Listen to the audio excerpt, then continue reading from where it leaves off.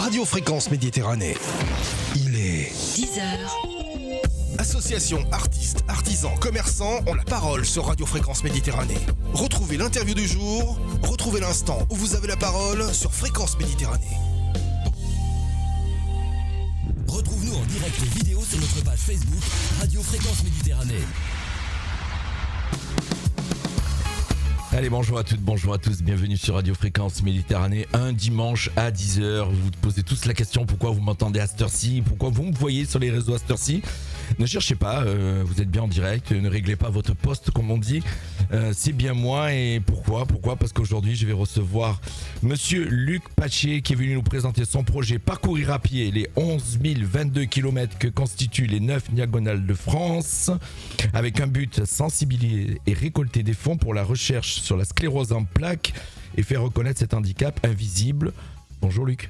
Bonjour les auditeurs. Voilà, très content de vous recevoir, effectivement. Alors bien sûr, pourquoi aujourd'hui ? Parce qu'il fallait coller à l'actualité, parce que vous êtes là aujourd'hui à Menton qu'aujourd'hui.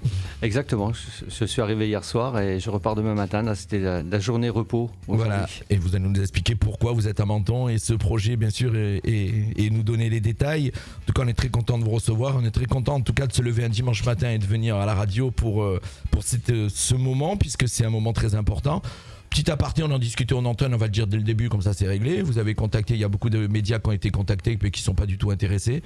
Oui, tout à fait. Oui. Et la raison, on va dire pourquoi, parce que vous allez nous expliquer que comme vous n'êtes pas malade, il y en a certains que ça n'intéresse pas. En tout cas, le projet est magnifique, puisque c'est toujours pour la bonne cause et surtout vous êtes engagé. Alors déjà, dans un premier temps, j'aurais voulu que vous présentiez qui est Luc Paché.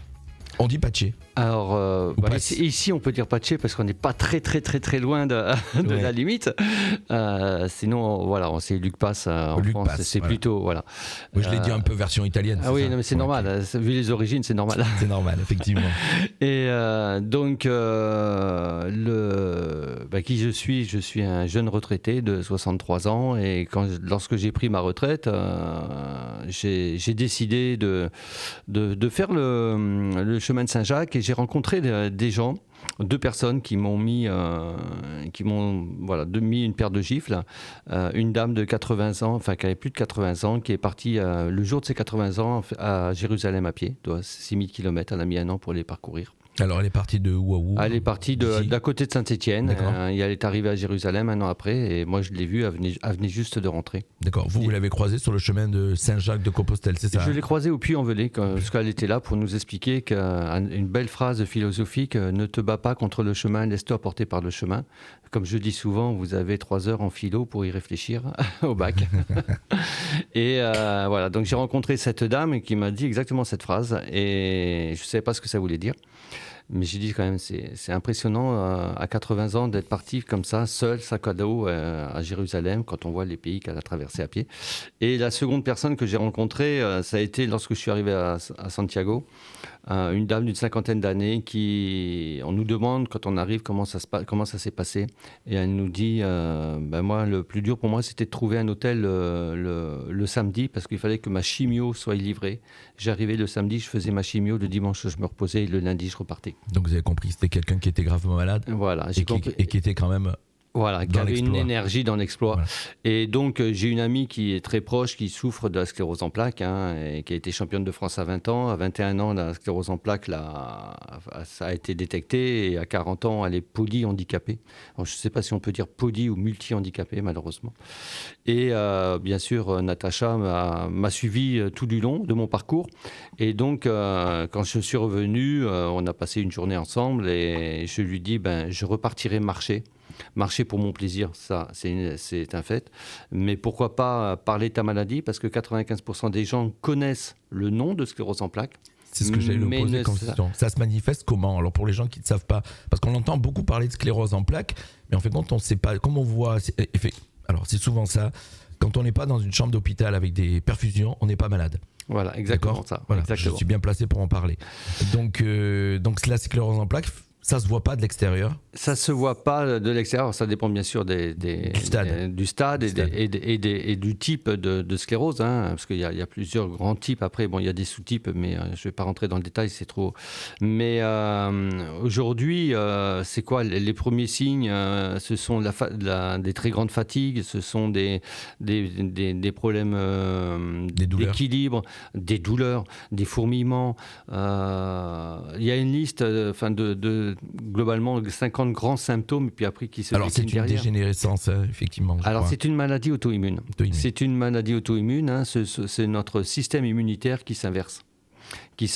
Et pour une raison aujourd'hui qui n'est toujours pas expliquée, malheureusement, et qui attaque donc la myéline. Hein. La myéline, c'est globalement, si vous prenez un fil électrique, pour expliquer aux auditeurs, vous prenez un fil électrique, vous avez l'axione, c'est le fil de cuivre, et la myéline, c'est le fil plastique qui est autour. Seulement la myéline dans notre corps protège donc l'axione, mais elle a une particularité, c'est qu'elle permet toute la conduction électrique, donc c'est-à-dire quand on pense de cligner les yeux, c'est ce qui fait, c'est par là que passe l'information. Faire fonctionner les nerfs, faire fonctionner, effectivement, voilà. C'est ça, effectivement. C'est le fil conducteur de tous nos mouvements. Voilà. Effectivement. Merci d'avoir donné cette explication. Donc avant de parler bien sûr du projet, on va un petit peu décrire, puisque le projet c'est les 9 parcourir à pied, on l'a dit au début de l'interview, les 9 diagonales de France. J'ai un petit peu cherché parce que c'était la première fois que j'entendais ce terme, les 9 diagonales de France. Alors, quand vous regardez, ça a l'air bien sûr vous avez la petite carte qui est sur l'écran, hein. Ça me fait penser à un sigle, ça, un peu bizarre d'ailleurs, un petit peu, un sigle un peu satanique, on va dire, hein, c'est ça, quand on regarde l'image. En tout cas, c'est quoi les 9 diagonales de France? Alors, non, je vais vous reprendre, c'est pas un sigle satanique. On se retrouve beaucoup avec un peu parce que peut-être qu'il y a un rapport symbolique. Avec l'étoile de David. Avec l'étoile de David, voilà. Souvent, on me fait la remarque d'ailleurs, surtout quand c'est, bon là, c'est les tracés sur la carte. C'est la première impression que j'ai eu en regardant. Ouais, là, c'est le tracé, voilà, mais quand c'est vraiment des traits droits, ça fait vraiment ça. C'est quoi le concept? Alors, c'est pas moi qui l'ai inventé, hein. Le concept a été créé en 1932. J'ai perdu le nom de la personne qui l'a créé. Enfin, son surnom c'était Vélocillo. Voilà, c'était en 1932 et il a créé ce concept de relier les civils les plus éloignés de France en vélo. Donc c'était Brest, Dunkerque, Strasbourg, Menton, Hendaye et Perpignan. Voilà. Merci. Et voilà, donc c'était le concept, hein, en passant par 2 cols non consécutifs. En 1947, le concept a été remis à la Fédération française de cyclotourisme. Et aujourd'hui, des gens, des diagonalistes, comme ils s'appellent dans le milieu cyclotouriste, ils le font et à l'issue, ils déposent leur parcours et à l'issue, ils peuvent être contrôlés à n'importe quel moment, n'importe où. Et à l'issue, ils ont un beau diplôme comme quoi ils ont réalisé les 9 diagonales de France. Il n'y a pas de temps pour le faire, hein, ça c'est clair. C'est un peu ce qu'on va voir aussi dans votre projet, il n'y a pas de temps pour le faire. Il a démarré avant le Covid. Il a démarré avant le Covid, oui. Alors vous avez décidé de le faire à vélo, de le faire à pied ? Oui, c'est ça. J'ai dit, étant donné que malheureusement en France, pour faire, je dirais, parler de maladie, il faut faire un petit peu le buzz, hein, si je peux me permettre de parler comme ça. C'est ça. Alors, à part agresser un homme politique, un maire, un élu, sinon on n'est pas trop entendu. Je me suis dit, pourquoi pas le faire à pied ? Ça serait une effectivement, quand on voit la médecine et ce qu'on entend parler aujourd'hui, où on est, le niveau de la médecine, au niveau financier, on a très bien compris qu'on n'est pas trop là pour l'aider en général. Donc il faut des gens comme vous, des gens qui se motivent pour aller chercher de l'argent. Parce que le but aussi, on va le découvrir dans cette interview, c'est d'aller chercher de l'argent.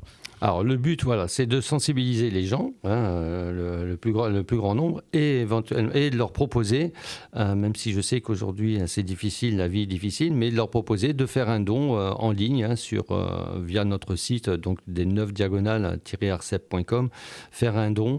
C'est déductible des impôts à 66%. Donc, s'il y a quelqu'un qui veut une entreprise qui veut faire un don de 100 000 euros pour défiscaliser, ça lui coûtera que 34 000 euros. C'est une très très bonne idée.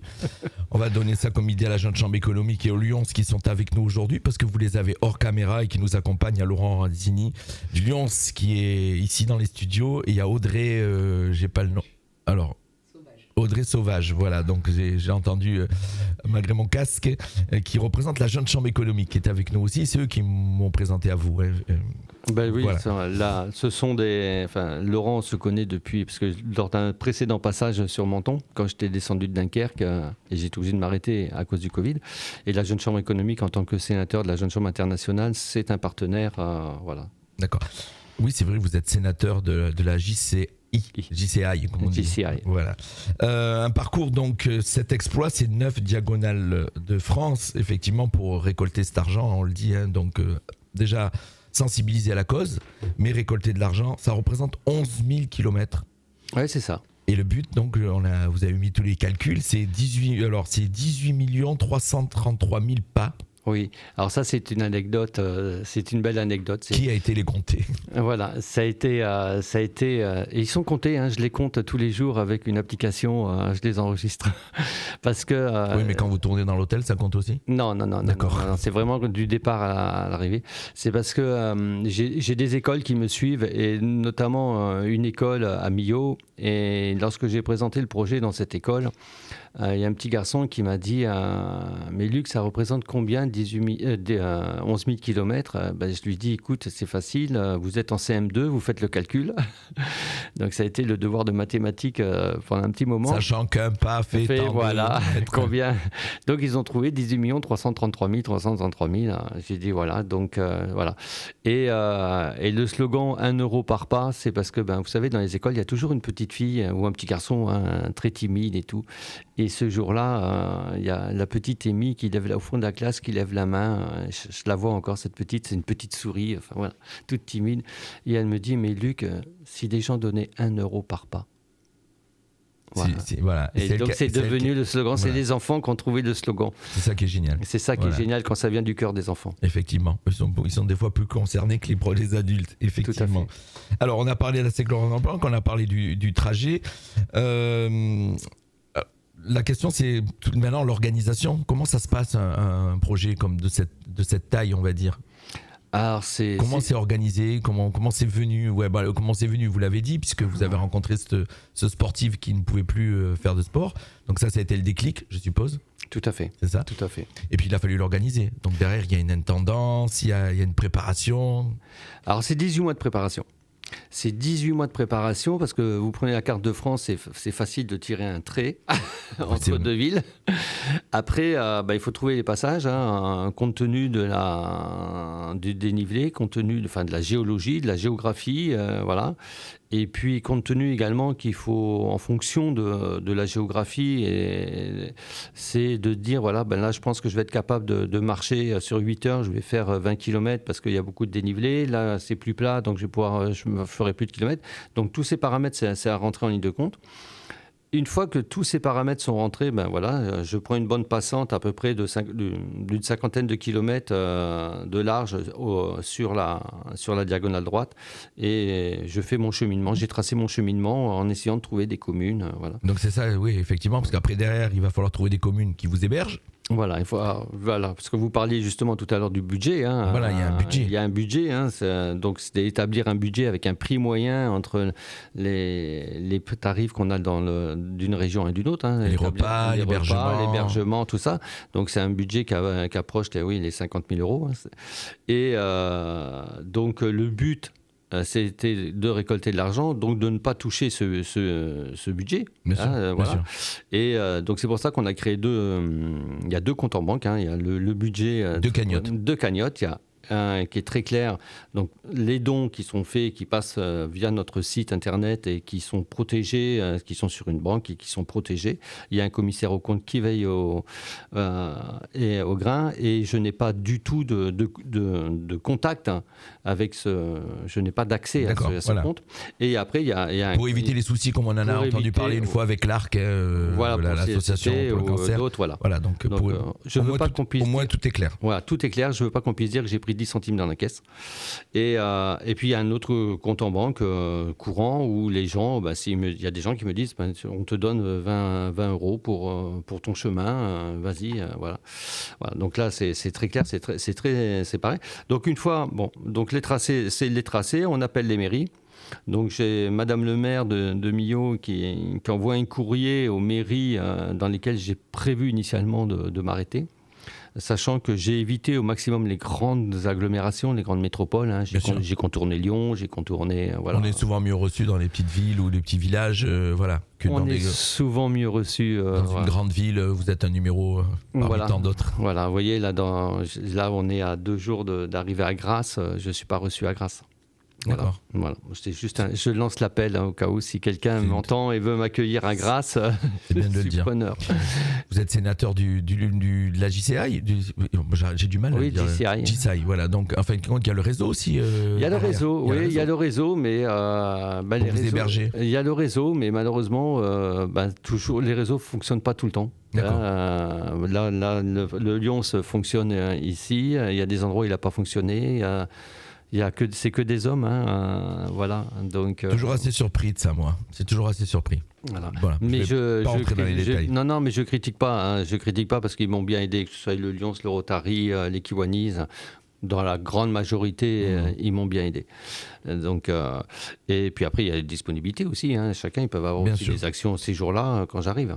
Pour tout ceci, il y a une préparation un petit peu physique et mentale quand même, parce que... Alors, je prends un exemple, par exemple, j'ai sous les yeux le parcours. Hein.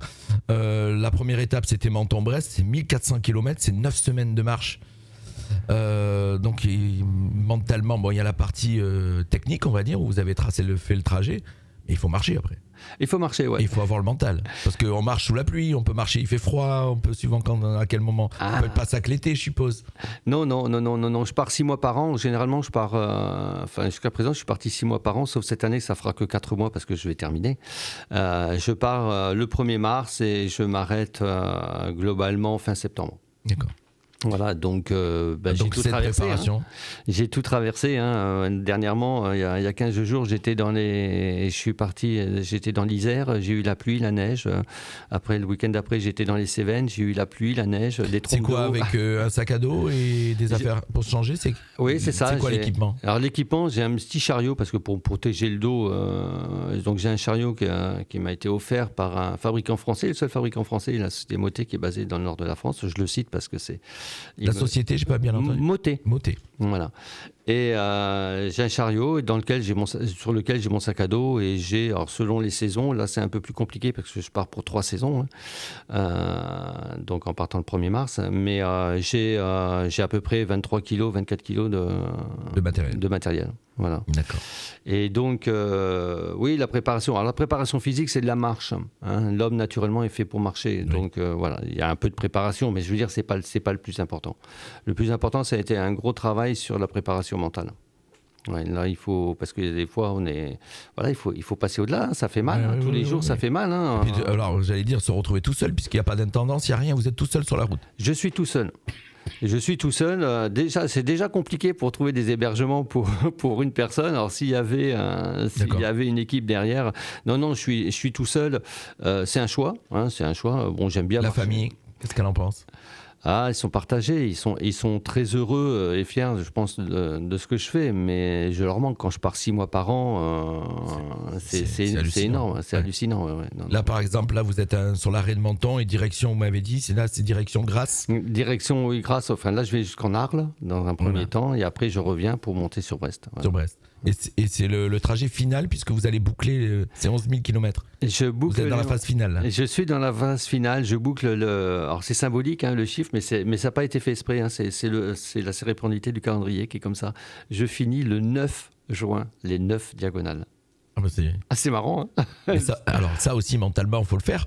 Parce que s'il y a un petit souci sur le trajet et que vous n'êtes pas prêt d'y arriver, il va falloir se dire je dois arriver le 9 juin. Mais j'ai pas le choix. Là maintenant, ça y est. Autant jusqu'à présent je me mettais pas de barrière, autant maintenant je me dis le 9 juin tu dois être à Brest. C'est 11 022 km, 426 jours de marche. Ouais, et 140 000 mètres de dénivelé positif. Et 140 000 mètres de dénivelé positif. Quel beau projet. Alors le budget, vous l'avez dit, hein, c'est à peu près 50 000 € quand on va compter dedans les hébergements, la nourriture, les assurances, un petit peu tout ce qui va avec. Les chaussures. Les chaussures. Combien de paires de chaussures, tiens, pour l'anecdote? C'est une vingtaine de paires. Aujourd'hui, j'en suis à 12 paires à peu près. Tout à l'heure, quand vous êtes arrivé, j'ai rigolé parce que vous aviez les baskets. J'ai fait bon, c'est réel, il a des baskets. Ouais, c'est ça. Ouais, alors, on parle des chaussures. Souvent, les gens me disent mais est-ce que tu as des chaussures de rando? Non, j'ai des chaussures de trail parce que c'est plus léger. Bien sûr. Parce que ça aussi, il Et faut. plus robuste. Et plus robuste, et il y a plus d'amorti. Enfin voilà. Bon, donc. Alors le but, je le disais, on va le redonner, ce but, c'est sensibiliser et récolter des fonds pour la recherche sur la sclérose en plaques et faire reconnaître cet handicap. Pour ceux qui ont pris l'interview en cours, vous repartez du début puisque vous allez la voir sur les réseaux sociaux et vous pourrez donc écouter bien tout ce qui s'est dit au début. Le budget, on l'a dit, à peu près 50 millions. Combien, on ne sait pas encore aujourd'hui combien ça a pu... Non, comme je vous le disais précédemment, je ne sais pas parce que je n'ai aucun lien avec ce compte, donc et puis je veux pas le savoir parce que je pense que ça risque de me démoraliser. Oui, donc voilà. En revanche, ce que je voulais insister, c'est sur le sujet. Donc c'est parler de la maladie, sensibiliser les gens à cette maladie, mais c'est aussi, et là je suis très fier du travail que nous avons réalisé durant cet hiver.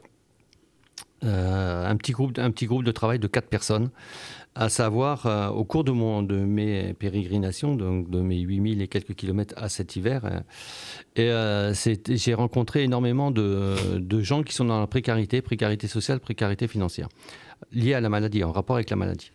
Parallèlement à ça, il y avait une personne en France qui est connue, vu qu'elle est quadruple championne paralympique, c'est Cécile Hernandez, qui a failli ne pas pouvoir participer au JO de Pékin, et parce qu'on ne considérait pas son handicap et il n'y avait pas la catégorie de son handicap. D'accord. Malgré ce, elle a 15 jours avant de partir au JO de Pékin, c'est passé au tribunal. Donc vous voyez la difficulté qu'elle a eu pour se préparer.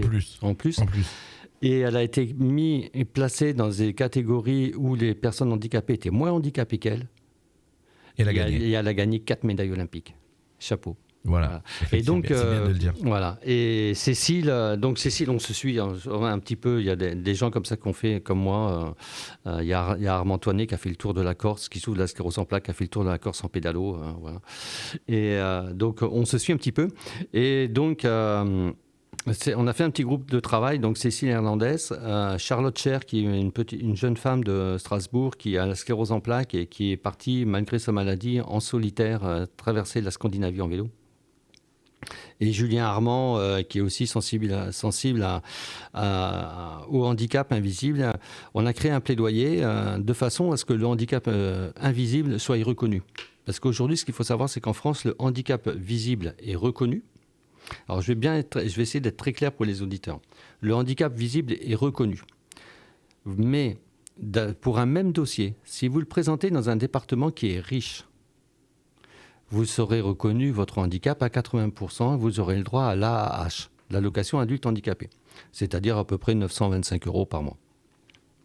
Pour le même dossier, si vous êtes dans un département plus pauvre, vous ne serez pas reconnu à 80%, vous pouvez être reconnu qu'à 40% ou 50%. D'accord. Et là, vous ne percevez pas l'AAH. Pour la même maladie. Pour la même maladie, pour le même handicap, pour le même dossier. Donc ça, on parle du cadre du handicap visible. Enfin, voilà. Mais le quiz de handicap invisible, en France, il n'est pas reconnu. Et je prends quelqu'un qui est atteint, par exemple, de fibromyalgie, c'est un handicap invisible. Ça rentre dedans. Voilà. D'accord. Vous avez l'endométriose pour les dames. Enfin, la liste, elle est longue. Bien sûr. Donc, nous avons créé un plaidoyer que nous avons mis en ligne sur change.org. C'est visible dans l'invisible. J'invite les auditeurs à venir signer ce plaidoyer, qu'on soit un maximum. On aimerait atteindre un très, très, très grand nombre de signatures. Alors, redonnez l'info pour le signer. Alors, c'est sur change.org. Et c'est visible dans l'invisible. Voilà, écoutez bien, chers auditeurs, si vous voulez le partager, en tout cas, nous on le partagera sur la photo. C'est visible dans l'invisible et c'est sur change.org. Effectivement, c'est un site spécialisé dans les signatures de pétition. Voilà, donc pour qu'il y ait en fin de compte un groupe de travail, un groupe d'études qui se mettent en place alors au Sénat ou à l'Assemblée nationale ou au Sénat et à l'Assemblée nationale, avec des personnes, bien sûr, des politiques, des personnes issues du milieu médical spécialisé, des personnes de la société civile qui sont atteintes de ces pathologies, de façon à ce que le handicap invisible soit reconnu et que les gens puissent vivre décemment. J'ai rencontré des gens, je vais vous donner juste un exemple sans entrer dans les détails. Je me suis retrouvé avec une jeune maman avec 2 enfants en bas âge. Ses parents ont 84 ans et 82 ans. C'est eux qui subviennent complètement aux besoins de cette dame parce que elle est en handicap invisible, elle ne peut plus travailler. Et elle n'est pas aidée. Et elle n'est pas aidée. Et ses parents, quand vous avez les parents en face de vous qui pleurent en disant Luc, quand on va partir, qu'est-ce qu'elle va avoir? C'est ça. Donc ça pour vous dire que ça prend au tripes. Ça secoue. Effectivement, c'est ce qui vous donne encore plus de force pour ce combat et pour cet exploit, puisque c'est un exploit que vous êtes en train de faire. Ah non. Moi, non, je refuse qu'on dise que je fasse un exploit, parce que moi, je ne fais pas d'exploit. Ce sont les malades. Vous savez, une personne qui souffre de la sclérose en plaques, qui le matin se retrouve avec les jambes paralysées et qui se dit non, et qu'il faut que j'aille travailler, parce que y en a qui peuvent encore, qui vont travailler, ou c'est très difficile ce matin de se lever, parce qu'il y a une très très grande fatigue. C'est pas la fatigue qu'on a nous au quotidien, c'est une masse, une chape de plomb qu'ils ont sur le dos. Et on n'a qu'une envie, c'est de rester couché ou pas bouger. Et qui malgré ceux se disent non, il faut que je continue. Oui, eux, il faut un exploit. Moi, je fais pas d'exploit, je prends du plaisir. C'est bien de le reconnaître, Luc. Très content. Alors, pour clôturer cette interview, je pense qu'on a tout dit. Je ne sais pas si j'ai oublié, vous aviez des messages à passer encore. En tout cas, celui on va donner le message, surtout où on peut aller donner de l'argent. Voilà, il faut aller là où on peut donner de l'argent. Donc, je répète, c'est sur le site le chiffre 9 diagonale-arcep.com. Il y a un onglet soutien et dons. Venir signer le plaidoyer. Et sur change.org, visible dans l'invisible. Et d'autres messages, oui, je cherche désespérément un hébergement sur Grasse et sur Seyan. Voilà, c'est pas à côté. Non, mais on sait jamais. Voilà. Donc vous y avez prévu d'y arriver quand vous allez démarrer quand? Vous partez demain matin? Demain matin, donc Grasse, attendez que je me trompe pas, c'est 70 km un peu. Oui, c'est ça, dans 3 jours, c'est mercredi. Ouais, d'accord. Ouais, mercredi à Grasse. Ouais, mais vous allez pas dormir là pendant? Si, non, mais je m'arrête à Drap demain. D'accord. Ensuite, je m'arrête à Villeneuve-Loubet et voilà. Ou le Lyon, c'est justement sur Villeneuve-Loubet me donne la main. Quelle belle initiative en tout cas, Luc. Merci. Moi je suis très content de vous avoir reçu. Merci. Donc chers auditeurs, vous le savez, vous avez tout compris comment faire pour aider Luc. Cette interview bien sûr vous allez le retrouver sur notre aussi chaîne YouTube. Pour ceux qui n'ont pas Facebook, en tout cas là il est sur Facebook pour l'instant. Un grand merci de nous avoir suivis un dimanche matin, oui c'est ça. Toutes mes excuses pour la voix qui est un petit peu bizarre, mais bon, il y a un petit souci de voix. Oui Luc. Oui, vous pouvez me suivre également sur mon profil Facebook, Luc Passe, ou alors sur ma chaîne YouTube NeuroRun. Voilà, donc on va en profiter pour donner toutes ces infos. Je vais remettre un petit peu à l'image donc ce que ça représente. Donc là, chers auditeurs, je vous mets la carte de France avec le trajet, donc le trajet que a pratiquement fini de réaliser Luc. Voilà, puisqu'il est sur la phase finale, on va dire. C'est ça, c'est la phase finale, plus que 1800 km. Plus que 1800 km. J'aime bien quand il dit plus que 1800 km. Déjà, moi, ça serait le trajet de ma vie, ça. 1800 km. Non, il faut positiver, il y en a eu 9208 derrière. C'est ça qui est beau, c'est le moral. Merci Luc, et puis merci aussi à Laurent qui était avec nous hors caméra et Audrey qui l'ont accompagné, et eux aussi qui se sont levés un dimanche matin, donc on les en remercie. Et puis nous, bien sûr, sur Radio Fréquence Méditerranée, c'est la suite des programmes, comme d'habitude, le dimanche, c'est de la musique tout le week-end. Et puis nous, on se retrouve demain soir à partir de 18h avec une émission spéciale avec Initiative Menton Riviera. On sera en extérieur, vous allez voir, c'est bien spécial. On va faire un retour sur ces 2 ans d'invités que nous avons eus ici. Merci à tous. Merci.